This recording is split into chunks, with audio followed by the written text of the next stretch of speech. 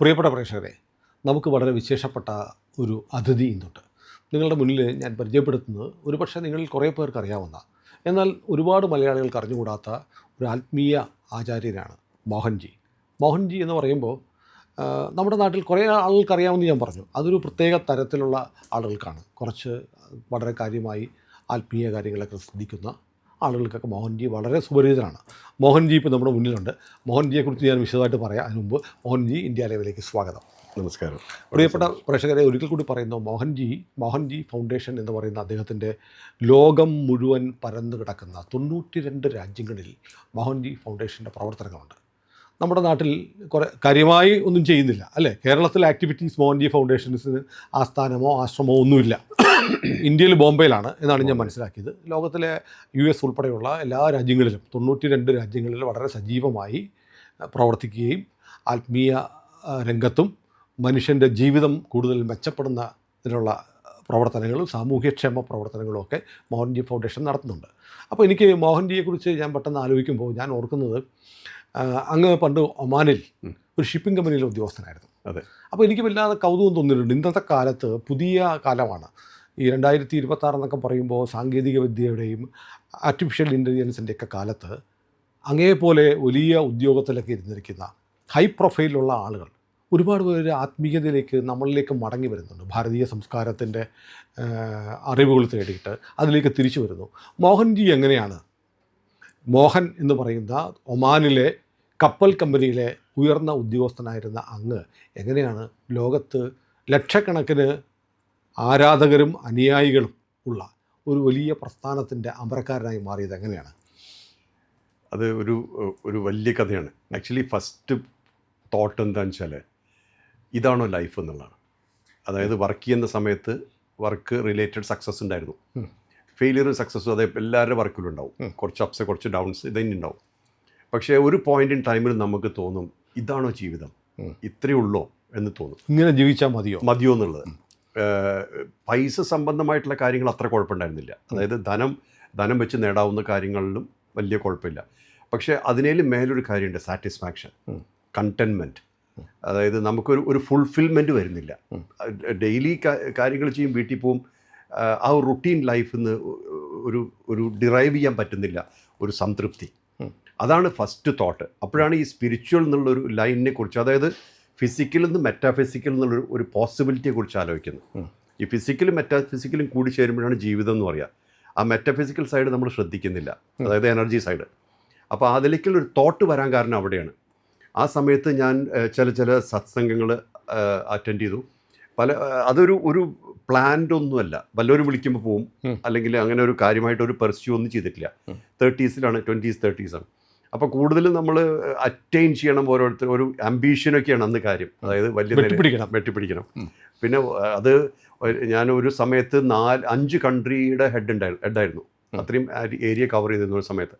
അപ്പോൾ ഒരു job wise attain ചെയ്യാവുന്നതിൻ്റെയൊക്കെ ഒരു സെനിത്തിലെത്തി തോന്നി എനിക്ക്. ഇനിയിപ്പോൾ ചിലപ്പോൾ ഇതിൽ കൂടുതലുണ്ടാവാം, പക്ഷെ എന്നെ സംബന്ധിച്ചിടത്തോളം അതിന്നൊന്നും കിട്ടുന്നില്ല. അപ്പോഴാണ് പിന്നെ മോള് മരിച്ചു പോണേ. 2000 അമ്മൂൻ്റെ മരണം. എത്ര വയസ്സുണ്ടായിരുന്നു അമ്മൂന്? അവൾക്ക് 5 വയസ്സിന് 3 മാസം കുറവ്. എന്ത് പറ്റിയത്? അത് റോഡ് ആക്സിഡന്റ്. അവിടെ എവിടെ വെച്ചായിരുന്നു? ഒറ്റപ്പാലത്ത് വെച്ച്. റോഡ് ക്രോസ് ചെയ്യുന്ന സമയത്ത് ട്രക്ക് മേലൂടെ പോയി. അപ്പോൾ അത് ആ സമയത്താണ് ആദ്യത്തെ ചോദ്യം, അവൾ എന്തിനു പോയി, ഞാൻ എന്തുകൊണ്ട് പോയില്ല എന്ന്. കാരണം ഞാൻ ഓൾറെഡി ഒരു 30കളായി, അവള് ജീവിതം തുടങ്ങിയിട്ടില്ല, 5 വയസ്സ് ആയിട്ടില്ല. അപ്പോൾ മാത്രമല്ല നമ്മൾ വളരെ കണക്റ്റഡ് ആയിരുന്നു. ഒരു ഫാദർഹുഡ് എന്നുള്ള ഒരു എലവേറ്റഡ് സ്റ്റാറ്റസ് ആണല്ലോ, അതിലേക്ക് എത്തിച്ചത് അവളാണല്ലോ. അപ്പോൾ അവളുടെ അഭാവം വലിയ വാക്യൂമായിരുന്നു. വലിയ വാക്യൂം എന്ന് പറഞ്ഞു കഴിഞ്ഞാൽ ഫില്ല് ചെയ്യാൻ പറ്റാത്ത വാക്യൂം. അത് ശരിക്കും പറഞ്ഞാൽ ഹോൾ ഫാമിലി പാരലൈസ്ഡായി. അച്ഛനും അമ്മയും, അച്ഛൻ ഓർത്തോപെഡിക് സർജനായിരുന്നു, അച്ഛൻ സർജറി നിർത്തി, അമ്മ ഒരു ഡിപ്രസ് സ്റ്റേറ്റിലായി. എല്ലാവർക്കും അത് ബാധിച്ചു. നമ്മളങ്ങ് തകർന്നുപോയി. അപ്പോൾ അത് കഴിഞ്ഞപ്പോഴാണ്, അപ്പം ഞാൻ ശരിക്കും പറഞ്ഞാൽ ആദ്യത്തെ പ്രാവശ്യം ഹിമാലയത്തിൽ പോകുന്നപ്പോഴാണ്. അവൾ മരിച്ച് അവളുടെ ചടങ്ങുകളൊക്കെ കഴിഞ്ഞ് ഞാനിവിടെ ഇരിക്കേണ്ടത് തീരുമാനിച്ചു. എന്നിട്ട് നേരെ ഞാൻ ഫസ്റ്റ് ഋഷികേശിൽ പോയി. അതാണ് ഫസ്റ്റ് ട്രിപ്പ് ടു ഹിമാലയാസ്. അപ്പോഴാണ് ശരിക്കും ഒരു ക്വസ്റ്റ് തുടങ്ങുന്നത്. What is life, what is metaphysical. അപ്പോൾ ബൗണ്ടറീസ് വളരെ വ്യത്യാസമുണ്ട്. ഫിസിക്കൽ ലെവലിൽ നമ്മുടെ ബുദ്ധിപരമായിട്ടും വികാരപരമായിട്ടുമൊക്കെയുള്ള ഒരു ജീവിതവും ഈ മെറ്റഫിസിക്കലിലുള്ള അൺലിമിറ്റഡ് ഒരു സ്റ്റേറ്റ് ഉണ്ട്. അത് നമുക്ക് ഒരിക്കലും പറഞ്ഞറിയിക്കാനും പറ്റില്ല, തേടി പോകാനും പറ്റില്ല. കാരണം റോഡ് മാപ്പ് ഉണ്ടെങ്കിലേ തേടി പോകാൻ പറ്റില്ല. അപ്പോൾ ആ ഒരു ഏരിയയിലേക്ക് എനിക്കൊരു ഇൻട്രസ്റ്റ് വന്നു. അപ്പോൾ നാച്ചുറലി ജനങ്ങൾ പറയുക വലിയ മണ്ടനാണ്. എന്താ കാരണം വെച്ചാൽ ഇത്രയും കാലം എടുത്തിട്ട് ബിൽഡപ്പ് ചെയ്തൊക്കെ ഇട്ടിട്ട് പോകില്ല, ഉപേക്ഷിച്ചു പോകല്ലേ. പക്ഷെ എന്നെ സംബന്ധിച്ചിടത്തോളം വലിയ റിലീഫായിരുന്നു. അത് നമ്മുടെ MGR പറഞ്ഞ പോലെ അദ്ദേഹം DMK എന്ന് മാറിക്കഴിഞ്ഞിട്ട് പത്രക്കാർ ചോദിച്ചല്ലോ എന്ത് ഫീൽ ചെയ്യുന്നു ചോദിച്ചപ്പോൾ ഫ്രീഡം എന്ന് പറഞ്ഞില്ലേ, അതേപോലെ ഒരു ഫീലിംഗ് ഉണ്ടായിരുന്നു എനിക്ക്. സംഭവം ഒരു ഫ്രീഡം. പക്ഷെ അതിൻ്റെ അപ്പുറത്ത് അൺസർട്ടനിറ്റി ഉണ്ട്. സാലറി ഇല്ല, ഇനിയിപ്പോൾ എന്താണെന്നറിയില്ല, നാളെ അറിയില്ല. പിന്നെ മാത്രമല്ല ഒരുപാട് ആൾക്കാർ നമ്മളെ സപ്പോർട്ട് ചെയ്യില്ല. കുറേ പേര് വിട്ടുപോയി. ഫ്രണ്ട്ഷിപ്സൊക്കെ പലതും ബേസ്ഡ് ഓൺ പൊസിഷനാണ്, സ്റ്റാറ്റസ് ആണ്, അവരൊക്കെ പോയി. അപ്പോൾ പിന്നെ എനിക്ക് ശരിക്കും പറഞ്ഞ ഒരു അൺബേർഡനിങ് നടന്നിട്ടുണ്ട്. എന്നിട്ട് ഞാൻ സ്ഥിരമായിട്ട് ഹിമാലയത്തിൽ പോയി തുടങ്ങി. അപ്പോഴാണ് ഈ ഐസൊലേഷൻ്റെ, അതായത് അലോൺനെസ് ഉണ്ട്, ലോൺലിനെസ് അല്ല. ലോൺലിനെസ് എന്ന് പറഞ്ഞാൽ നമുക്ക് ആരെങ്കിലും വേണം കൂടെ, അതില്ലാത്തതിൻ്റെ ദുഃഖമാണ്. അലോൺനെസ് എന്ന് പറഞ്ഞാൽ നമുക്കൊരു സംതൃപ്തിയാണ്. ഞാൻ ഒറ്റയ്ക്ക് ഉള്ളപ്പോഴൊരു സംതൃപ്തി, ആ ലെവലിലേക്ക് വരുന്നത്. അപ്പോഴേക്കും എനിക്ക് വേറെ ജോലി കിട്ടി. ഞാൻ പിന്നെ തിരിച്ച് ഗൾഫിൽ ജോയിൻ ചെയ്തു, വർക്ക് ചെയ്യുന്നുണ്ട്. പക്ഷേ എപ്പോൾ ലീവ് കിട്ടുമ്പോഴും ഞാൻ ഹിമാലയത്തിൽ പോയി. ഞാൻ കേരളത്തിൽ വരാറില്ല, നേരെ ഡൽഹി പോയി അവിടെ നിന്ന് ഹിമാലയത്തിൽ പോകും. അപ്പോൾ അങ്ങനെ ഒരു സമയം ഉണ്ടായിട്ടുണ്ട്, ഒരു 2-3 കൊല്ലം. ഇതൊക്കെ ഏത് വർഷമായിരിക്കും? 2000-ൽ മോള് മരിച്ചു. 1, 2, 3, 4 3 ഞാൻ അമ്മുക്കേർ സ്റ്റാർട്ട് ചെയ്യണം. പക്ഷേ അമ്മുക്കേറാണ് നമ്മൾ ആദ്യം തുടങ്ങുന്നത്. കാരണം അന്ന് എൻ്റെ അടുത്ത് ഫണ്ടില്ല, മാത്രമല്ല ആരും സപ്പോർട്ട് ചെയ്യുന്നില്ല. ഇപ്പോൾ മെയിനായിട്ട് ഒരു വ്യക്തി എന്നോട് ചോദിച്ചു, do you have money with you? ഞാൻ പറഞ്ഞു no. Do you have people with money with you? I said no. Then ഇത് ഒരു കൊല്ലം നിൽക്കില്ല പറഞ്ഞു. അയാൾ പ്രെഡിക്റ്റ് ചെയ്തു. കാരണം അയാളൊരു ബിസിനസ്സുകാരനാണ്. അയാൾ പറഞ്ഞു ഇതിനൊക്കെ ഫണ്ട് വേണം, അല്ലെങ്കിൽ ഫണ്ടുള്ള ആൾക്കാർ കൂടെ വേണം. അപ്പോൾ ഞാൻ പറഞ്ഞു ഇത് രണ്ടും ഇല്ല. അപ്പോൾ അവർ പറഞ്ഞു ഇത് നടക്കില്ല. പക്ഷേ ഇപ്പോൾ നോക്കൂ, ഇന്നിപ്പോൾ 23 കൊല്ലമായി, നമ്മൾ 31 രാജ്യത്തുണ്ട്. ഇന്ത്യയിൽ രജിസ്റ്റേർഡ് ആണ്. ഇന്ന് 25 സ്റ്റേറ്റിൽ ഇന്ത്യയിൽ ഫങ്ഷൻ ചെയ്തിട്ട് നമ്മൾ അന്നദാനം മാത്രം 2 കോടിയുടെ അടുത്ത് കഴിഞ്ഞ കൊല്ലം ചെയ്തു. ഇതെല്ലാം ട്രാൻസ്പാരൻ്റ് ആണ്. അതായത് നമ്മൾ ആപ്പ് വഴിയും ഒറ്റ സ്ഥലത്ത് വിളിച്ച് ചോദിക്കില്ല പൈസ. അതായത് നമ്മൾ ചെയ്യുന്ന കാര്യങ്ങൾ കണ്ടിട്ട് സപ്പോർട്ട് ചെയ്യുന്ന ലെവലിലേ ഉള്ളൂ. അപ്പോൾ അമ്മുക്കേർ എന്താണ് ചെയ്യുന്നത് ശരിക്കും? അമ്മുക്കേർ ഇപ്പോൾ ഈ ഭാരതത്തിൽ ചെയ്യണത് അന്നദാനം, പിന്നെ കുറച്ച് പേരുടെ വിദ്യാഭ്യാസമൊക്കെ ചെയ്യുന്നുണ്ട്. പക്ഷേ ഇത് അമ്മുക്കേറിൻ്റെ ഒരു എന്താണെന്ന് വെച്ചാൽ ഞാൻ ഒരു പ്ലാറ്റ്ഫോമാണ് ക്രിയേറ്റ് ചെയ്തത്. ആ പ്ലാറ്റ്ഫോമായിട്ട് ക്രിയേറ്റ് ചെയ്യാൻ കാരണം ഞാൻ വേറെ ചില ഓർഗനൈസേഷനിൽ വർക്ക് ചെയ്തു, അതിൽ വെച്ചാൽ സപ്പോർട്ട് ചെയ്തു ഈ അമ്മുക്കേർ വരുന്നതിന് മുന്നേ. അപ്പോൾ ആ സമയത്ത് ഞാൻ കണ്ടത്, നമുക്ക് ലെറ്റ്സ് സേ ഒരു $1000 കിട്ടി വിചാരിക്കുക. ഈ $1000 അഡ്മിനിസ്ട്രേഷൻ കോസ്റ്റായിട്ട് 500 പോകും. പിന്നെയുള്ള 500 വെച്ചിട്ടാണ് അവർ ചാരിറ്റി ചെയ്യണം. അപ്പം ഞാൻ വിചാരിച്ചു ഇത് ശരിയല്ല. നമ്മൾ ഒരാൾ $1000 തരികയാണ്, എന്താണ് ഉദ്ദേശിക്കുന്നത്? ഈ ഫണ്ട് മുഴുവൻ ഇന്ന കാര്യത്തിന് യൂസ് ചെയ്യുന്നത്. അതിൽ നമ്മൾ ബൈഫർക്കേറ്റ് ചെയ്യല്ലേ. അപ്പോൾ ഞാൻ എന്ത് വെച്ചാൽ ഞാനൊരു ഓർഗനൈസേഷനിൽ ഒരു പ്ലാറ്റ്ഫോം ഉണ്ടാക്കി. പ്ലാറ്റ്ഫോം എന്ന് പറഞ്ഞാൽ ആ പ്ലാറ്റ്ഫോമിൽ നമ്മൾ പറയും ഇന്നതാണ് പ്രോജക്റ്റ് എന്ന് നമ്മളെല്ലാവരോടും പറയും, ത്രൂ സോഷ്യൽ മീഡിയ അങ്ങനത്തെ കാര്യത്തിൽ, അല്ലെങ്കിൽ അറിയിക്കും ഇമെയിൽ വഴിയൊക്കെ. അതിൽ താല്പര്യമുള്ളവർ കോൺട്രിബ്യൂട്ട് ചെയ്യും. അപ്പോൾ ആ കോൺട്രിബ്യൂട്ട് ചെയ്യുന്ന പൈസയ്ക്ക് അനുസരിച്ച് ചെയ്യുള്ളൂ, 0 അഡ്മിനിസ്ട്രേഷൻ കോസ്റ്റ്. അപ്പോൾ അങ്ങനെ 100% ഇല്ല പറഞ്ഞ നുണയാണ്. കാരണം ചാർട്ടർ അക്കൗണ്ട് പൈസ കൊടുക്കണം, പിന്നെ ഓഡിറ്റർക്ക്. പക്ഷെ അത്രേ ഉള്ളൂ. അതായത് റണ്ണിങ് കോസ്റ്റ് 5% താഴെയുള്ളൂ എക്സ്പെൻസ്. ബാക്കി മുഴുവൻ നമ്മൾ യൂട്ടിലൈസേഷനാണ് ഫോർ ദ പ്രോജക്റ്റ്. മാത്രമല്ല അവരോട് ഞാൻ പറയും നിങ്ങൾ പങ്കെടുക്കണം, you see for yourself. അപ്പോൾ എന്താണെന്ന് വെച്ചാൽ ആ ഒരു ട്രാൻസ്പാരൻസി അവിടെ വരികയാണ്. അപ്പോൾ അങ്ങനെയാണ് അത് തുടങ്ങിയത്. അമ്മുക്കേർ ആക്ട് ഫൗണ്ടേഷൻ ലണ്ടനിൽ ബേസ് ചെയ്തു. അമ്മുക്കേറിൻ്റെ ഓവർസീസ് ബോഡി അത് ആക്ട് ഫൗണ്ടേഷൻ ലണ്ടനിൽ. അത് ആമസോൺ ഫോറസ്റ്റിലുണ്ട്, കൊളംബിയൻ ജംഗിളിൽ, ഇപ്പോൾ കുറേ സ്ഥലത്ത് സാധാരണ ആൾക്കാർ പോകാത്തടത്തൊക്കെ ചെയ്യേണ്ടത് നമ്മൾ.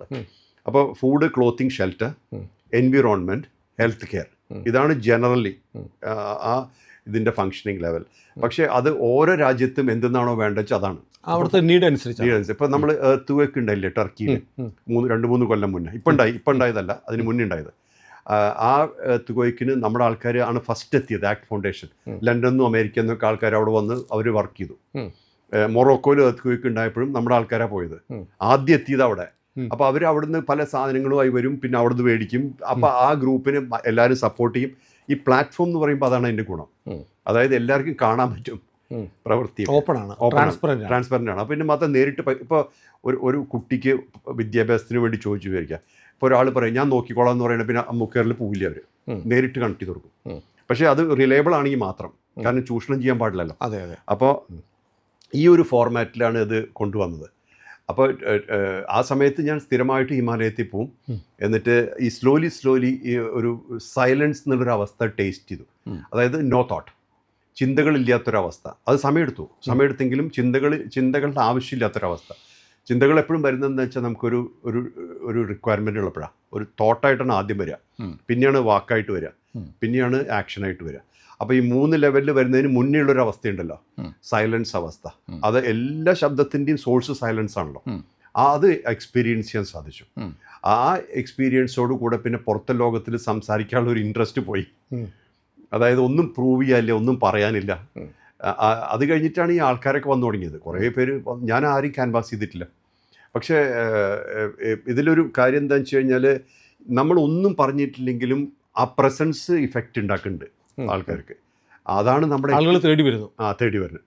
ഞാനിപ്പോൾ ഇങ്ങനെ അങ്ങ് പറഞ്ഞപ്പോൾ ഞാനിങ്ങനെ അത്ഭുതപ്പെടുകയായിരുന്നു. കാരണം അമ്മു കെയർ ഉണ്ടാക്കി, അതിനുശേഷം ഇപ്പോൾ 92 രാജ്യങ്ങളിൽ സ്പ്രെഡ് ചെയ്തു, നമ്മൾ വളർന്നു ഒരുപാട് ആളുകൾ നമ്മുടെ വോളണ്ടിയേഴ്സ് ആയിട്ടുണ്ട്. ഇതൊക്കെ എങ്ങനെ സാധിക്കുന്നു? എങ്ങനെ ലോകം അറിഞ്ഞു? അത് ഇപ്പോൾ എൻ്റെ നോക്കിയുണ്ടോ കൂടെ ഏറ്റവും കൂടുതൽ യൂത്താണ്. കാരണം അവർ കൂടുതൽ പ്രാക്ടിക്കലാണ്. ഇപ്പോഴത്തെ യൂത്ത് പ്രാക്ടിക്കലാണ്, ചിന്തിക്കുന്ന ജനതയാണ്, പ്രാക്ടിക്കലാണ്. അവർക്ക് റിച്വലിൽ ഇൻട്രസ്റ്റ് ഇല്ല. ഞാൻ എൻ്റെ പ്രോഗ്രാംസ് റിച്വൽ ബേസ്ഡേ അല്ല. ഒരു റിച്വലിസ്റ്റിക് ഞാൻ പെട്ടെന്ന് കാണുകയാണ്. ഇപ്പോൾ അങ്ങുണ്ട് ശ്രീ രവിശങ്കർ ഉണ്ട്, അല്ലെങ്കിൽ സദ്ഗുരു ജഗ്ഗി വാസുദേവ് ഉണ്ട്. അപ്പോൾ ഇവരുടെയൊക്കെ ഒരു മോഡസ് ഓപ്പറാൻഡി, ആ വാക്ക് ശരിയാണോ എന്ന് എനിക്കറിയില്ല, എന്തായാലും ഭക്തിയല്ല. പക്ഷേ ഭക്തിയല്ലാതെ ലക്ഷക്കണക്കിന് ആളുകളെ ഒരുമിച്ച് കൂട്ടുവാനും അവരെ ഒരു ആനന്ദത്തിലേക്ക് എത്തിക്കാനും കഴിയുന്നുണ്ട്. ഇതിൻ്റെ രഹസ്യം എന്താ? ഒരു ദൈവത്തിൻ്റെ വിഗ്രഹം കാണിക്കുന്നില്ല, ചിത്രം കാണിക്കുന്നില്ല, ഒന്നുമില്ല. അതിന് ഒരു കാര്യമുണ്ട്. നമുക്ക് നമ്മളെ തന്നെ കാണാൻ സാധിക്കുക വിചാരിക്കുക. ഒരു മിററിലെ പോലെ, ഒരു കണ്ണാടിയിൽ നമുക്ക് നമ്മളെ തന്നെ ശരിക്ക് തെളിഞ്ഞ് കാണാൻ സാധിക്കുക. അതിൻ്റെ ലെവലിലൊരു സാറ്റിസ്ഫാക്ഷൻ ഉണ്ട്. ഇതേപോലെ തന്നെ ഒരു വ്യക്തിക്ക് അവർ നമ്മളെ കാണുമ്പോൾ അവർക്ക് ക്ലാരിറ്റി കൂടുകയാണ് അവരെക്കുറിച്ച് എന്നുണ്ടെങ്കിൽ അവർ നമ്മുടെ കൂടെ നിൽക്കും. അതായത് എക്സ്പീരിയൻസ് കൊടുക്കണം. അത് കൊടുക്കണമെങ്കിൽ അത് നമുക്ക് ഒറ്റയ്ക്ക് ചെയ്യാൻ പറ്റില്ല.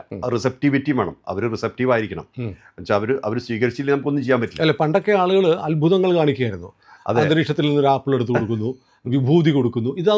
അതൊന്നും ഇല്ലാതെ ഞാൻ പറഞ്ഞ കുറേ ആചാര്യന്മാർ ഉൾപ്പെടെയുള്ള ആളുകളുടെ പിന്നിൽ ലക്ഷക്കണക്കിന് ആളുകൾ അണിനിരക്കുന്നുണ്ട്. ഇതിൻ്റെ രഹസ്യം എനിക്ക് തോന്നാറുള്ളത്, ഞാൻ എന്നെ സെല്ല് ചെയ്തിട്ടില്ല. മാത്രമല്ല, ഓരോ വ്യക്തി വരുമ്പോൾ അവർക്ക് അവരെ കാണാൻ പറ്റുന്നുണ്ട് എൻ്റെ ഉള്ളിൽ. അപ്പോൾ അധികം ആൾക്കാരും അങ്ങനെ നിൽക്കും. നമ്മൾ പക്ഷേ ക്യാൻവാസി പ്രൂവ് ചെയ്യാൻ ശ്രമിക്കുമ്പോഴാണ് ആൾക്കാർ പലപ്പോഴും വിട്ടു പോണത്. പിന്നെ ഈ പാതകളുണ്ട്, പല പാത. ഇപ്പം എൻ്റെ പാത എന്ന് പറഞ്ഞു കഴിഞ്ഞാൽ സെൽഫ് കണക്ഷൻ ആയിട്ടുള്ള പാത. നമ്മളെ തന്നെ കണക്ട് ചെയ്യുക. അതായത് താങ്കളെപ്പോലെ വേറെ ആരും ഇല്ല. അപ്പോൾ എന്തുകൊണ്ട് കമ്പയർ ചെയ്യണം, എന്തിന് കമ്പയർ ചെയ്യണം, എന്തിന് കോമ്പീറ്റ് ചെയ്യണം എന്നുള്ള ലെവലിലാണ്. അപ്പോൾ യൂത്തിനൊക്കെ അത് വളരെ ഇഫക്റ്റീവായിട്ട് ജീവിതത്തിൽ പ്രാവർത്തികമാക്കാൻ പറ്റുന്നുണ്ട്. കാരണം അവർക്ക് ലൈഫിൽ ഇഫക്റ്റീവ്നെസ് വരുന്നുണ്ട്, ചേഞ്ച് വരുന്നുണ്ട്. പിന്നെ ഞാൻ ഒരിക്കലും പറയാറില്ല എന്നെ തന്നെ ഫോളോ ചെയ്യണം. ഞാൻ എപ്പോഴും പറയാറുള്ളത്, നിങ്ങളെ ഫോളോ ചെയ്യണം, നിങ്ങളെ കണക്ട് ചെയ്യണം. എന്നെ കണക്ട് ചെയ്താലും ഇല്ലെങ്കിലും വിരോധമില്ല, കാരണം ഞാൻ ഔട്ട്സൈഡാണ്, പുറത്താണ്. പക്ഷേ നിങ്ങളെ കണക്ട് ചെയ്തിട്ടില്ലെങ്കിൽ നിങ്ങൾക്ക് കംപ്ലീഷൻ വരില്ല ജീവിതത്തിൽ. അപ്പോൾ ഇത് ആൾക്കാർക്ക് അത് എക്സ്പീരിയൻഷ്യലി കിട്ടുന്നുണ്ട്. എൻ്റെ പാത എക്സ്പീരിയൻഷ്യൽ സ്പിരിച്വാലിറ്റിയാണ്. അതായത് എക്സ്പീരിയൻസ് ചെയ്യാൻ പറ്റിയിട്ടില്ലെങ്കിൽ ഞാൻ പറയും വെറുതെ അതിൻ്റെ എക്സ്പീരിയൻസ് ചെയ്യുക. അതായത് നമ്മുടെ സ്റ്റെബിലിറ്റി, വൺ ഓഫ് ദ ഏറ്റവും നല്ല എക്സ്പീരിയൻസ് നമ്മുടെ സ്റ്റെബിലിറ്റിയാണ്. ഓരോ ഫ്ലക്ച്വേഷൻ നടക്കുന്ന സമയത്തും നമ്മൾ അനങ്ങാതെ അല്ലെങ്കിൽ അധികം ഫ്ലക്ച്വേറ്റ് ആവാതെ നിൽക്കുമ്പോഴാണ് ഏറ്റവും കൂടുതൽ നമുക്ക് അറിയാൻ പറ്റുക വി ഹാവ് ഫൗണ്ട് ഇറ്റ് എന്ന്, നമ്മളത് കണ്ടുപിടിച്ച് കഴിഞ്ഞു എന്ന്. ഒരു അന്വേഷണമുണ്ട്, ചെറിയ അന്വേഷണമുണ്ട്. അതിനേലും കൂടുതൽ ആക്സെപ്റ്റൻസ് ഉണ്ട്. അതായത് നമ്മളെ തന്നെ സ്വീകരിക്കണം. അതായത് പുറത്ത് നമുക്ക് എളുപ്പമാണ് ഒരാളെ സ്വീകരിക്കാൻ. എനിക്കിപ്പോൾ താങ്കളെ അദ്വൈതമാണോ? കാരണം നാരായണ ഗുരുദേവൻ കണ്ണാടി വെച്ചിട്ട് പറഞ്ഞത് നീ നിന്നെ തന്നെ കാണുന്നതാണ്. കറക്റ്റ്, അത് തന്നെയാണ് ഫിലോസഫി. ഒന്ന് തന്നെയാണ് ഞാൻ പറയും. ഇപ്പം ഞാനൊന്നും പുതുതായിട്ട് കൊണ്ടുവരുന്നില്ല, പക്ഷേ ഇതിൽ ഭക്തി വരുന്നുണ്ട്. അതായത് ചില സമയത്ത് നമുക്ക് ഒരു ഐഡലിനെ കണക്ട് ചെയ്യുമ്പോൾ നമുക്ക് അതിൽ കണക്ഷൻ വരുന്നുണ്ട്. അതിപ്പോൾ ഈ ഗുരുവായൂരപ്പൻ്റെ ഇതിൽ തന്നെ മഹാവിഷ്ണു ബ്രഹ്മാവ് പറഞ്ഞു എന്നാണ്, നിങ്ങളെനിക്ക് കാണാൻ സാധിക്കുന്നില്ല, നിങ്ങൾ അത്രയും വലുതാണ്, സൈസ് വലുതാണ്, അൺഫാത്തമബിളാണ്, എങ്ങനെ നിങ്ങളെ ഞാൻ വർഷിപ്പ് ചെയ്യും എന്ന് ചോദിച്ചപ്പോൾ ഈ ശംഖ ചക്ര ഗദ പത്മൊക്കെയുള്ള ഐഡൽ കൊടുത്തിട്ട് ഇവിടെ കോൺസെൻട്രേറ്റ് ചെയ്യാൻ പറയുന്നത്. അപ്പോൾ നമുക്ക് ഒരു ഫോം ഉണ്ടെങ്കിലേ ഫോംലെസ്സിലേക്ക് കണക്ട് ചെയ്യാൻ പറ്റുള്ളൂ. അപ്പോൾ ഇപ്പം നമ്മുടെ പാത്തിൽ, രാജയോഗ പാത്ത് ഞാൻ ഫോളോ ചെയ്യുന്ന പാത്ത്, അതിൽ നമ്മുടെ കണക്ഷൻ നമ്മളോടാണ്. അതായത് സെൽഫ് കണക്ഷനാണ്, പേഴ്സണൽ കണക്ഷനാണ്. ഈ കണക്ഷനിൽ കൂടെ നിങ്ങൾക്ക് എല്ലാവരെയും കണക്ട് ചെയ്യാൻ പറ്റും. അപ്പോൾ അത് മാത്രമല്ല, ആ ഒരു കണക്ഷനിൽ നമുക്ക് ഒരു ടോട്ടൽ ആക്സെപ്റ്റൻസ് വരാനുണ്ട്. അതായത് സിറ്റുവേഷണൽ ആക്സെപ്റ്റൻസ്. അതായത് ഒരു സിറ്റുവേഷൻ നടക്കുമ്പോൾ ഓക്കെ ഇതാണ് ഇപ്പോൾ സംഭവിക്കുന്നത്, അപ്പോൾ അതിനൊരു ഒരു ഒരു നമ്മളൊരു സാക്ഷിഭാവത്തിലേക്ക് എത്തും. ഇതാണ് സംഭവിക്കുന്നത്, ഒന്നും റെസിസ്റ്റ് ചെയ്യുന്നില്ല, റിജക്റ്റ് ചെയ്യുന്നില്ല, അതിൽ സ്ട്രഗിൾ ഇല്ല. ഇത് വരും അത് പോവും. അപ്പോൾ ജീവിതം ഇങ്ങനെ വന്ന് പോയിക്കൊണ്ടിരിക്കുന്ന ഒരു സിനിമ പോലെ വരും. അപ്പോൾ ആ ഒരു പ്രോസസ്സിൽ നമുക്ക് ആ പ്രോസസ്സായി മാറാൻ പറ്റും. ഇപ്പം ശരിക്കും പറഞ്ഞാൽ ഇതിൻ്റെ അനുഭവം എന്ന് പറഞ്ഞാൽ പ്രോസസ്സിലാണ്, എൻഡിലല്ല. ഇതെല്ലാം കഴിഞ്ഞിട്ടാണ് അനുഭവം എന്ന് പറയാൻ പറ്റില്ല. ഭക്ഷണം കഴിക്കുമ്പോൾ ആ കഴിക്കുന്നത് തന്നെയാണ് അനുഭവം, ആ കഴിക്കുക എന്നുള്ള പ്രോസസ്സിലാണ് അനുഭവം. ഇതെല്ലാം ഭക്ഷണം കഴിച്ച് കഴിഞ്ഞിട്ട് ഇനിയൊരു അനുഭവം ഉണ്ടാവും എന്ന് പറയാൻ പറ്റില്ല. അപ്പോൾ ഈ പ്രോസസ്സിനെ നമ്മൾ ആക്സെപ്റ്റ് ചെയ്യുമ്പോൾ ആ പ്രോസസ്സായി മാറും നമ്മൾ. അപ്പോൾ ഓരോ പോയിന്റിലും സാറ്റിസ്ഫാക്ഷനും കംപ്ലീഷനും ഉണ്ട്. അല്ല, ഇതിനകത്ത് ഈ പറഞ്ഞ പോലെ തൃപ്തി അല്ലെങ്കിൽ പരമാനന്ദം തേടിയിട്ടാണോ ആളുകൾ ഒന്നിച്ചു കൂടുന്നത്? സത്സംഗങ്ങളുടെ ലക്ഷ്യം എന്താണ്? സത്സംഗങ്ങളുടെ ലക്ഷ്യം സെൽഫ് അവയർനെസ് ആണ്. നമ്മളെ ആത്മജ്ഞാനമാണ്. ആത്മജ്ഞാനം പിന്നെ വരുന്നത്. അതിനേലും മുന്നേ നമുക്ക് അറ്റ്ലീസ്റ്റ് ഒരു അവയർനെസ് വരും, ഫിസിക്കലും മെറ്റാഫിസിക്കലും ഉണ്ടെന്നുള്ളത്. അതായത് സ്ഥൂലമുണ്ട്, സൂക്ഷ്മമുണ്ട്. ഇതിൻ്റെ ഫീലിംഗ് വരും. അതായത് ഈ എനർജി ഈ ബൾബിൽ കൂടെ കയറിയില്ലെങ്കിൽ ലൈറ്റ് വരില്ല. അതേപോലെ നമ്മുടെ ഉള്ളിൽ എനർജി ഇല്ലെങ്കിൽ ലൈഫും ഇല്ല. അപ്പോൾ ആ എനർജി ആസ്പെക്റ്റിനെ കുറിച്ചിട്ട് ബോധവാന്മാരാവും. അതന്നെയാണ് ഏറ്റവും വലിയൊരു ബ്രേക്ക് ത്രൂ. ഇതിനൊരു റിലീജിയസ് ആയിട്ടുള്ള ഒരു ആസ്പെക്റ്റ് ഉണ്ടോ? ഇതിലിപ്പോൾ ഞാൻ പറയാം, ഇപ്പോൾ എന്നെ ഫോളോ ചെയ്യുന്ന ആൾക്കാർ എല്ലാ റിലീജിയനൊന്നുണ്ട്. ഇപ്പോൾ സൗദി അറേബ്യയിലുള്ള ആൾക്കാർ അവർ പ്രാക്ടീസിങ് മുസ്ലിംസാണ്. എൻ്റെ കൂടെ വന്നിട്ടുണ്ട്, ബദരിയിൽ വന്നിട്ടുണ്ട്. അതിലൊന്നും ഒരു മതവും മാറേണ്ട, നമുക്ക് ഈ മതം ഒന്നും സംഭവിക്കണില്ല. അതായത് ഉള്ളിൽ നമ്മൾ തന്നെയല്ലേ. അപ്പോൾ എൻ്റെ ഇപ്പോൾ ഇറാനിൽ എനിക്ക് നല്ല ഫോളോയിങ് ഉണ്ട്, ആയിരക്കണക്കിന് ആൾക്കാരുണ്ട് ശരിക്കും ഇറാനിൽ. അവരൊക്കെ പല കാര്യങ്ങൾ അവർ പ്രാക്ടീസ് ചെയ്യുന്നുണ്ട് അവരുടേതായിട്ടുള്ളത്. അപ്പോൾ പിന്നെ സൊറാസ്ട്രിയൻ ആൾക്കാർ ഫോളോ ചെയ്യുന്നുണ്ട്, ഇപ്പോൾ പാഴ്സികൾ, ഇങ്ങനെ കുറേ വെറൈറ്റി ആൾക്കാർ ഫോളോ ചെയ്യുന്നുണ്ട്. പക്ഷെ അവരൊന്നും ചേഞ്ച് ചെയ്യുന്നില്ലല്ലോ. പക്ഷെ അറ്റ് ദ സെയിം ടൈം അവർ കുറേ പ്രാക്ടീസസ് മാറി, ലൈഫ് സ്റ്റൈല് മാറി, പിന്നെ ആക്സെപ്റ്റൻസ് ലെവൽ, ലോകത്തിനോടുള്ള ആക്സെപ്റ്റൻസ് ലെവൽ മാറി, പറയാനുള്ളത് പറയാൻ പഠിച്ചു. അതായത് ഞാൻ പറയുന്ന 2-3 കാര്യമുണ്ട്. ഒന്ന്, ഹെൽപ്ലെസ് ആയിട്ട് ആരെയാണെങ്കിൽ ഹെൽപ്പ് ചെയ്യണം. അത് സിമ്പിളായി പറയുകയാണെങ്കിൽ പരിത്രാണായ സാധുവിന. അതേപോലെ ഹാംഫുൾ ആയിട്ടുള്ളത് ക്വാറന്റൈൻ ചെയ്തേ പറ്റൂ, അല്ലെങ്കിൽ ഇത് ഡിസ്റ്റർബൻസ് വരും. പിന്നെ നമ്മൾ ധർമ്മം, റൈറ്റിയസ്നെസ് പരിപാലിക്കണം. നമ്മളൊന്നും പെർഫെക്റ്റ് അല്ല. ഞാൻ എന്നെ തന്നെ പെർഫെക്റ്റായി കാണാറില്ല. നമുക്ക് അപ്സ് ആൻഡ് ഡൗൺസും ഉണ്ട്, ഗുഡ് ബാഡ് അഗ്ലി ഉണ്ട്, എല്ലാം ഉണ്ട്. ഇതൊക്കെ വെച്ചിട്ട് തന്നെ you can still B A stable citizen അല്ലെങ്കിൽ സ്റ്റേബിൾ പേഴ്സൺ. ആ ലെവലിലേക്ക് അവർ വരുന്നുണ്ടല്ലോ. അത് ഏത് മതം, ഇപ്പോൾ ഡ്രൂഷ് കമ്മ്യൂണിറ്റിയുടെ ആൾക്കാർ, ഡ്രൂഷ് കമ്മ്യൂണിറ്റി ഉണ്ടല്ലോ സിറിയയിൽ, സ്വായത, അവിടെ 10,000 പേരെ കൊന്നു പടുത്ത് ഇപ്പോൾ ഈ ജനുവരി. ഇസ്രയേലിൽ ഡ്രൂസ് ഉണ്ട്. അപ്പോൾ ഇവർ നമ്മളെ കോൺടാക്ട് ചെയ്തു, അല്ലെങ്കിൽ നമ്മൾ ഇൻട്രാക്ട് ചെയ്തു, കുറേ കാര്യങ്ങൾ ചെയ്തു അവരുടെ സപ്പോർട്ടിന് വേണ്ടിയിട്ട്. അവിടെ ഫോളോയിങ് ഉണ്ട് കുറച്ച് പേര്. Not that they change religion, അതൊന്നും ചെയ്യണില്ല. പക്ഷെ അവർ കണക്ട് ചെയ്യുന്നുണ്ട്. പക്ഷെ അതെന്താ കാരണം വെച്ചാൽ ഒരു യൂണിവേഴ്സാലിറ്റി വരാണ്ട് ചില കാര്യത്തിന്. അതിലൊരു കാര്യം എന്താണ്, ജീവിതത്തിന് യൂണിവേഴ്സാലിറ്റി ഉണ്ട്, മരണത്തിന് യൂണിവേഴ്സാലിറ്റി ഉണ്ട്. അതിൻ്റെ ഇടയ്ക്ക് സംഭവിക്കുന്ന കാര്യങ്ങൾക്കും ഒരുപാട് യൂണിവേഴ്സാലിറ്റി ഉണ്ട്. അപ്പം നമ്മുടെ ഈ സെൽഫ് കണക്ഷൻ എന്ന് വരുമ്പോൾ ഈ എല്ലാ ആസ്പെക്റ്റിലും നമ്മൾ കണക്റ്റ് ആവുമ്പോൾ നമുക്ക് വല്ലാണ്ടൊരു സ്റ്റെബിലിറ്റി വരും. കംപ്ലയിൻറ്റ് ചെയ്യില്ല. ഓക്കെ, ഇത് വരുന്നു, ഇത് പോണു. പിന്നെ ചിലപ്പോൾ നമ്മുടെ നല്ല ഫ്രണ്ട്ഷിപ്സ് വരും, ചിലപ്പോൾ അത് ഇടയ്ക്ക് വിട്ടുപോകും, ചിലപ്പോൾ ജീവിക്കും, ചിലപ്പോൾ അല്ലെങ്കിൽ ഓരോ ലെവലിൽ നമ്മൾ കാണുക. അപ്പോൾ നമ്മൾ ആരും ഉപദ്രവിക്കാൻ പോവില്ല, ഞാൻ പറയുന്നത് മാത്രം ശരിയെന്ന് പറയില്ല. അപ്പോൾ ഇങ്ങനെയൊക്കെ വരുമ്പോൾ ഒരുപാട് ശാന്തി വരും തന്നെത്താൻ. അത് നമ്മൾ ഉള്ളിൽ നിന്ന് ഡിറൈവ് ചെയ്യുന്നതാണ്, അല്ല ഞാൻ കൊടുക്കണമല്ല. അപ്പോൾ ആ ലെവലിൽ ഒരുപാട് മാറ്റങ്ങൾ ലോകത്ത് വരുന്നുണ്ടെന്നുള്ളതാണ് ഞാൻ സങ്കല്പിക്കുന്നത്. അതിൽ ഞാൻ ഇടയ്ക്ക് വായിച്ചു ഈ പവർ ഓഫ് പ്യൂരിറ്റി. എന്താ പവർ ഓഫ് പ്യൂരിറ്റി? അത് തുടങ്ങിയതൊരു മെഡിറ്റേഷനായിട്ടാണ്. അത് അന്ന് ഞാൻ പബ്ലിക് ഫിഗർ അല്ല, അത് ഞാൻ പബ്ലിക്കിലില്ല. ഞാൻ ഇരുന്ന് മെഡിറ്റേറ്റ് ചെയ്യുമ്പോൾ എനിക്ക് ഫുൾ മെഡിറ്റേഷൻ ഒരു മെഡിറ്റേഷനായിട്ട് ഇങ്ങോട്ട് വന്നു. അപ്പോൾ ഞാൻ അത് എഴുതി വെച്ചു. അത് കഴിഞ്ഞാണ്, അപ്പോൾ ആ സമയത്ത് ദുബായിലാണ്. അപ്പോൾ പീറ്റർ ഹാൾ എന്ന് പറഞ്ഞിട്ട് ഒരാൾ ഒരു പോഡ്കാസ്റ്റ് ചാനൽ നടത്തിയിരുന്നു. അപ്പോൾ അവിടെ പിന്നെ 2 പേര്, എനിക്കറിയുന്ന ഫ്രണ്ട്സ് 2 പേര്, ഒരു അമേരിക്കക്കാരനും ഒരു ഇന്ത്യക്കാരനും ഒരു പ്രോഗ്രാം നടത്തിയിരുന്നു. ആ പ്രോഗ്രാമിൽ എന്നെ ഇൻവൈറ്റ് ചെയ്തു, ഇതേപോലെ ഇൻ്റർവ്യൂവിന് ഇൻവൈറ്റ് ചെയ്തു. അന്ന് ഞാൻ അറിയപ്പെടുന്നേ ഇല്ല. അവർ സംസാരിച്ച സബ്ജക്റ്റ് അൺകണ്ടീഷണൽ ലവ് എന്നായിരുന്നു. അപ്പം ഞാൻ അവരോട് പറഞ്ഞു, അങ്ങനെ ഒരു സാധനം ഇല്ലല്ലോ, ഇപ്പോൾ ട്രാൻസാക്ഷൻ ലവേ ഉള്ളൂ. ഇപ്പം ഞാൻ ഒരാളോട് പറയാം ഐ ലവ് യു എന്ന് പറഞ്ഞു കഴിഞ്ഞാൽ അവർ ചോദിക്കും what do you want from me, നിങ്ങൾക്ക് എന്താ എൻ്റെ ഭാഗത്ത് നിന്ന് വേണ്ടത്. അല്ലാണ്ട് നമുക്ക് ഒരു വ്യക്തിനെ നമുക്കൊന്നും ആവശ്യമില്ലാണ്ട് സ്നേഹിക്കാൻ പറ്റുന്നുള്ള ഒരു ചിന്ത ലോകത്തിൽ ഇല്ലാണ്ടായി. അപ്പം ഞാൻ പറഞ്ഞു ഈ അൺകണ്ടീഷണൽ ലവ് അറിയണമെങ്കിൽ നമ്മൾ നമ്മളെ അറിയണം, അല്ലെങ്കിൽ നമ്മൾ സൂര്യനെ അറിയണം, ചന്ദ്രനെ അറിയണം, അല്ലെങ്കിൽ നേച്ചറിനെ അറിയണം. ഒന്നും ആവശ്യപ്പെടാണ്ട് എല്ലാം തരുന്ന ഒരു അവസ്ഥ വരാൻ പറ്റണം, എന്നാലേ അറിയാൻ പറ്റുള്ളൂ. അതിന് നമ്മൾ കുറച്ചുകൂടെ നേച്ചറിൽ അങ്ങനെയൊക്കെ പറഞ്ഞു. അപ്പോൾ അത് വളരെ ഇഷ്ടപ്പെട്ടു. 5 മില്യൺ ആൾക്കാരത് കേട്ടു ആ ഓഡിയോ. അപ്പോൾ പീറ്റർ എന്നെ വിളിച്ചു, എന്നിട്ട് പറഞ്ഞു it looks like people like your voice എന്നാണ് പറഞ്ഞത് അദ്ദേഹം. അപ്പോൾ ഈ സബ്ജക്റ്റ് അല്ല പറഞ്ഞത്, can you do A show എന്ന് ചോദിച്ചു. അപ്പോൾ ഞാൻ പറഞ്ഞു ഞാൻ വിചാരിച്ചു ഇതൊക്കെ കാശ് കൊടുക്കണം എന്നാ, കാരണം എനിക്ക് ഈ സബ്ജക്റ്റ് അറിയില്ല. അപ്പോൾ അന്ന് ഞാൻ ഷിപ്പിംഗ് ഇൻഡസ്ട്രിയിലാണ്, മാരിടൈമിലാണ്. അപ്പോൾ അദ്ദേഹം പറഞ്ഞു no you don't pay because I am getting so many viewers because of listeners because of you. Audio ആണ് കേട്ടോ, അത് ഈ യൂട്യൂബ് ഒന്നും വന്നിട്ടില്ല അന്ന്. യൂട്യൂബ് ചിലപ്പോൾ തുടങ്ങിയിട്ടുണ്ടാവും, പക്ഷേ ആ സമയമാണ്, ബിഗിനിങ് ആണ്. അപ്പോൾ ഞാൻ എന്നിട്ട് റെഗുലർ ഷോ ചെയ്യാൻ തുടങ്ങി. അതെല്ലാം ഈ ഓൾമോസ്റ്റ് 5 സ്റ്റാർ ഗ്രേഡിങ് വന്നു എല്ലാം. അങ്ങനെ ഒരു 56-57 എപ്പിസോഡ് ചെയ്തു ഞാൻ, ഇവരുടെ കൂടെയല്ല, ഇൻഡിപെൻഡൻ്റ് ആയിട്ട്. അപ്പോൾ ആ സമയത്ത് ആണ് ഈ പല ഡയമെൻഷൻസിനെ കുറിച്ചിട്ട് ഒരു എക്സ്പ്ലോറേഷൻ വന്നത്, ഓരോരോ കാര്യങ്ങളെക്കുറിച്ച്.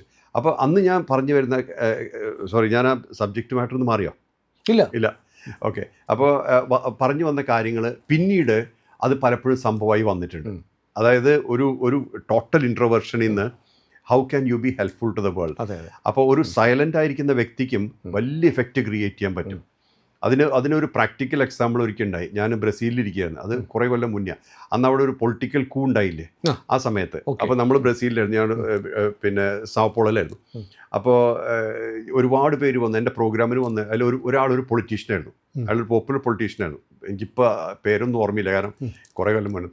അപ്പോൾ അദ്ദേഹം എൻ്റെ അടുത്ത് വന്നിട്ട് പറഞ്ഞു do you know what's happening in Brazil now. ഞാൻ പറഞ്ഞു I so in the TV.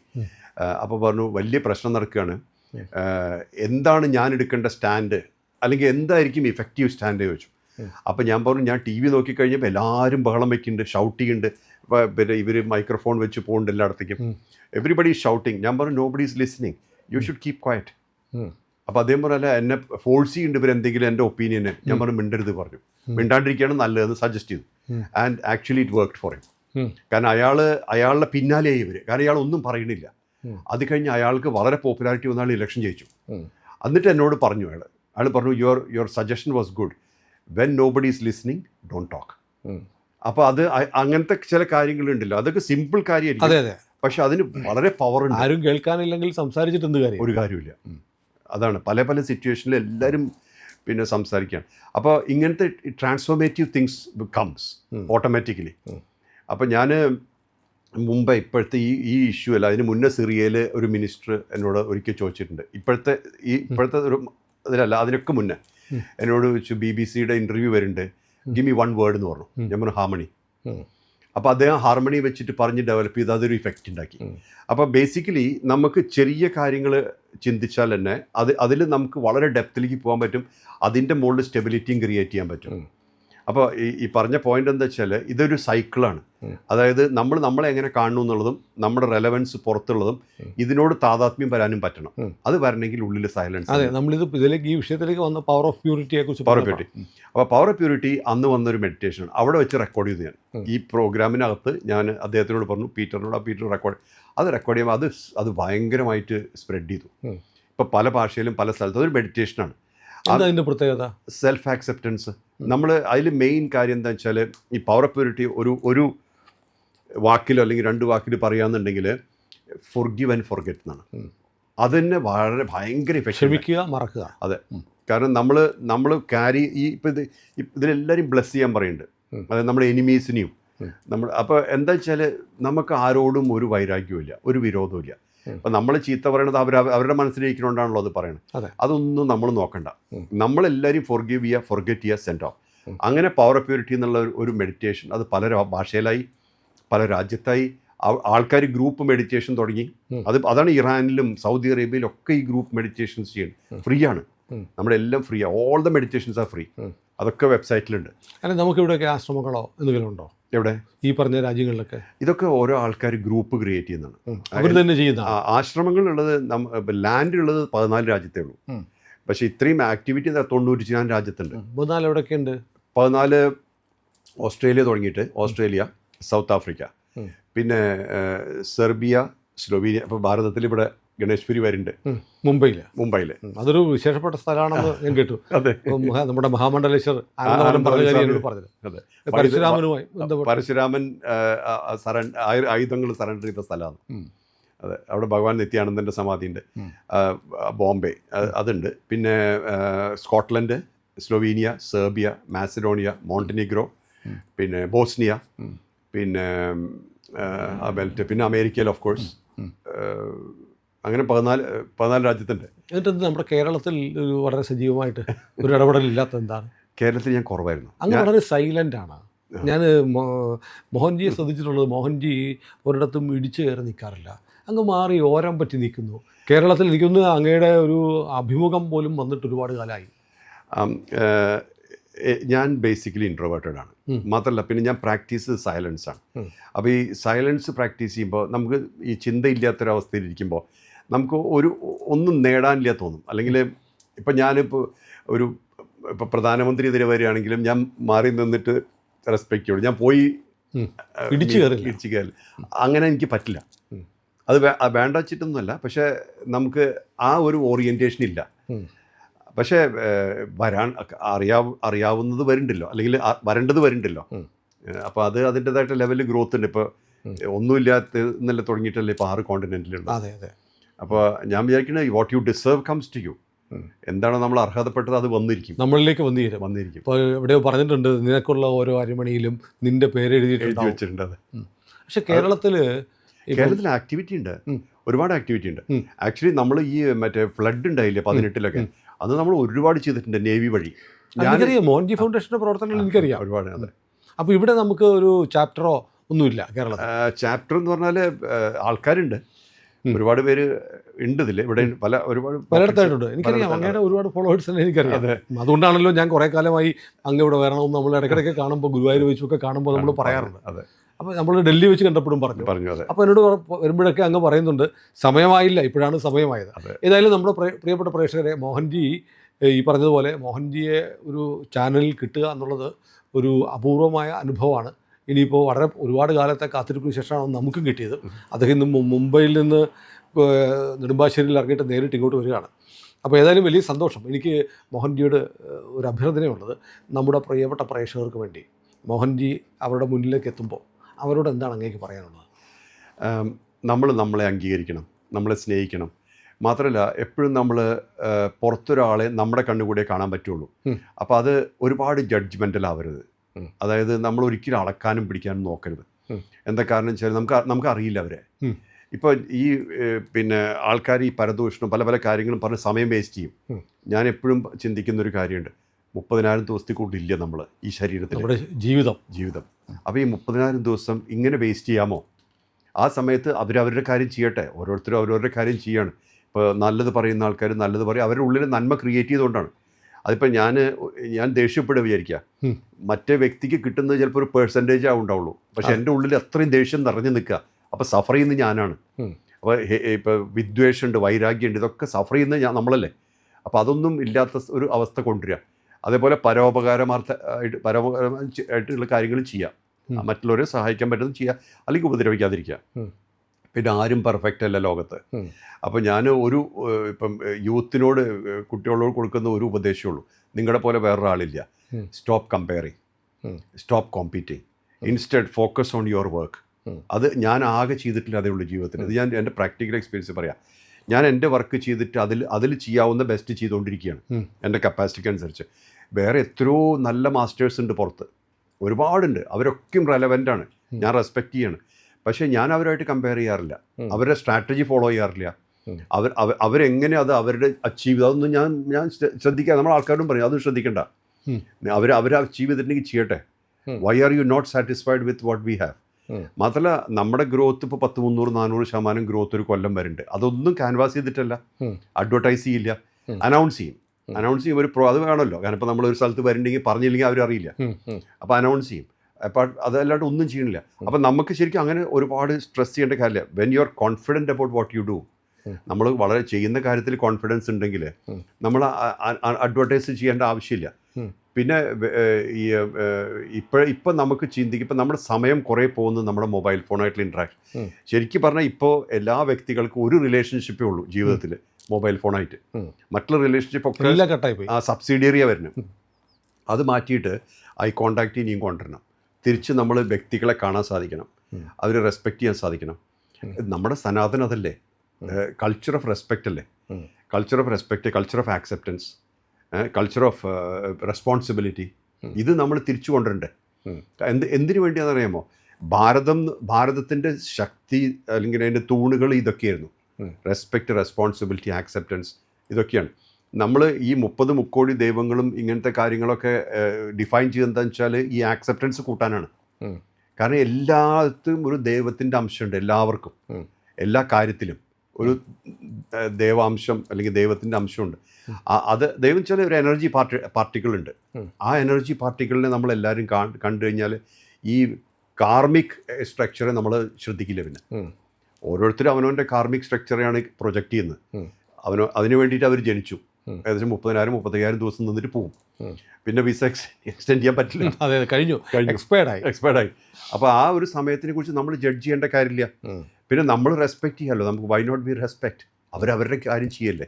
അപ്പോൾ നമുക്ക് ആ റെസ്പെക്റ്റ് ഉള്ളപ്പോൾ എവ്രിബഡി വിൽ റെസ്പെക്റ്റ് യു അല്ലേ. ഞാൻ ബഹുമാനം കൊടുത്ത് ബഹുമാനം സ്വീകരിക്കുക. അതന്നെ. ഞാൻ എപ്പോഴും ഒരാളെ കാണുമ്പോൾ ഈ വ്യക്തിക്ക് നന്മ വരണം എന്നേ വിചാരിക്കാറുള്ളൂ. അല്ലാണ്ട് ഇപ്പം നമ്മൾ കണക്ട് ചെയ്തു, ആ വ്യക്തി ഒരിക്കലും ഒരു സ്റ്റെപ്പ് താഴെ പോകരുത്, ഒരു സ്റ്റെപ്പോട് മേലേക്ക് വരണം. അപ്പോൾ എന്താ കാര്യം, നമ്മുടെ പ്രാർത്ഥനയും നമ്മുടെ അപ്രോച്ചും എല്ലാ ലെവലിലേ പോവുള്ളൂ. അപ്പോൾ എനിക്ക് വേറെ ചിന്തിക്കേണ്ട കാര്യമില്ല. അപ്പം നമ്മുടെ മനസ്സ് നമ്മൾ സൂക്ഷിക്കണം. നമ്മുടെ ലിവിങ് റൂം പോലെ, ഇപ്പം നമ്മുടെ ലിവിങ് റൂമിൽ എല്ലാവരും കയറ്റില്ലല്ലോ, നമുക്ക് സ്വീകരിക്കാവുന്നവരല്ലേ കൊണ്ടുവരുള്ളൂ. അതേപോലെ ഇരിക്കണം നമ്മുടെ മനസ്സും നമ്മുടെ ഉള്ളിലും. നമുക്ക് ആവശ്യമുള്ള ആൾക്കാരെ അകത്ത് വെക്കുക, അവർ എൻട്രി ചെയ്യാൻ സമ്മതിക്കുക. ആൾക്കാരെന്നല്ല പറയണേ, തോട്ട്സ് അടക്കം, ചിന്തകളടക്കം. അങ്ങനെ വരുമ്പോൾ നമ്മൾ വളരെ ക്ലീനും ഹെൽത്തിയാണല്ലോ. അതാണ് ഈ ജീവിതത്തിൽ നമുക്ക് അച്ചീവ് ചെയ്യേണ്ടത്. ഏതായാലും സന്തോഷം മോഹൻജി, നമ്മുടെ ചാനലിൽ വന്നതിന്. പ്രിയപ്പെട്ട പ്രേക്ഷകരെ, മോഹൻജി എന്നോട് പറഞ്ഞിട്ടുണ്ട് ഇടയ്ക്ക് വരുമ്പോൾ, ഇടയ്ക്ക് ഇനിയും ഇന്ത്യ ലൈവിൽ വരാമെന്ന് പറഞ്ഞിട്ടുണ്ട്. അങ്ങയുടെ മഹനീയ സാന്നിധ്യം കൊണ്ട് ഞാനും ഞങ്ങളുടെ പ്രേക്ഷകരും ധന്യരായിരിക്കുന്നു എന്ന് പറയാൻ വലിയ സന്തോഷമുണ്ട്. നമസ്തേ. Thank you. വളരെ സന്തോഷം.